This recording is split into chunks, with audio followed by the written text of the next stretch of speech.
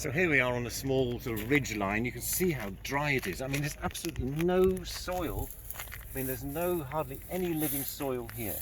These plants are living on almost nothing at all. And so, that's why this process of pioneer plants and succession is so important, because you're really building up from nothing here. And here we've got the Dicranopteris, we've got the Rhodomyrtus, what I'm going to do is walk down into this little valley and show you some of the a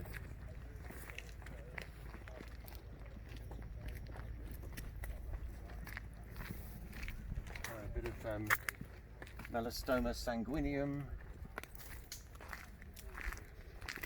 So as we walk down into the more sheltered valley here, we've got a bamboo. I don't know whether this is grown naturally or whether it was planted, I'm not sure, and I'm also not sure exactly the species.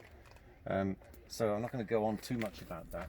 But you can see that this is something, we are coming down into a little valley here, and there's a tiny stream. The stream is still wet. It's not actually flowing at the moment, but it's still wet.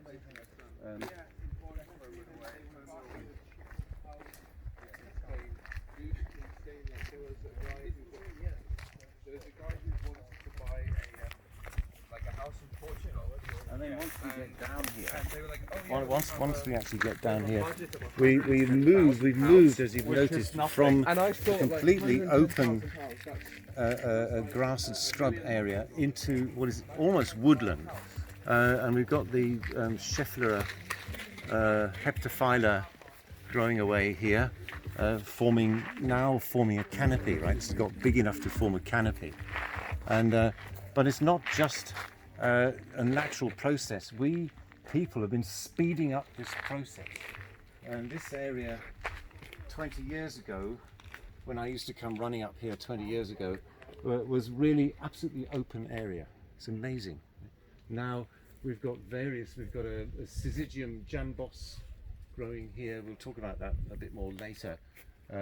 And this tall tree is not on your list, but it was used here for reforestation. Alnus formosana, A-L-N-U-S formosana. Now that was planted 20 years ago. So you can see how quickly you can actually produce a woodland on this very poor ground. And then over here, this one with the little thin leaves, that's Acacia confusa, almost certainly planted here. This area was planted with small trees, including the Alnus formosana and the Acacia confusa. These have now grown up, created a canopy. And what they've done now, they've shaded out most of the Dicranopteris. The Dicranopteris fern has now been shaded out. There are other types of fern coming in here which are dependent on shade. These can't grow out in the boiling sun. So the whole ecosystem changes completely once you've got this canopy and the area is shaded.